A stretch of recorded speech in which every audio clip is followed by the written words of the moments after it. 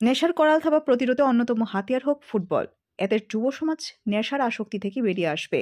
মঙ্গলবার ত্রিপুরা ফুটবল অ্যাসোসিয়েশনের নতুন ৮০ জন আজীবন সদস্যের সংবর্ধনা অনুষ্ঠানে এই কথা বলেন মুখ্যমন্ত্রী অধ্যাপক ডক্টর মানিক সাহা। টিএফ এর নতুন আজীবন সদস্যদের অভিনন্দন জানান মুখ্যমন্ত্রী। যা যা হেল্পের দরকার আমরা চাই যে আমাদের ত্রিপুরা রাজ্যের এই বিভিন্ন যে সমস্ত সাবজেক্ট আছে সবকটাতে কিন্তু এখন সারা ভারতবর্ষের মধ্যে আমরা একটা উল্লেখযোগ্য স্থান আমরা এসেছি। তো ফুটবলও কেন আমরা পেছনে থাকি, থার্ড পজিশন কেন না ফার্স্ট পজিশন।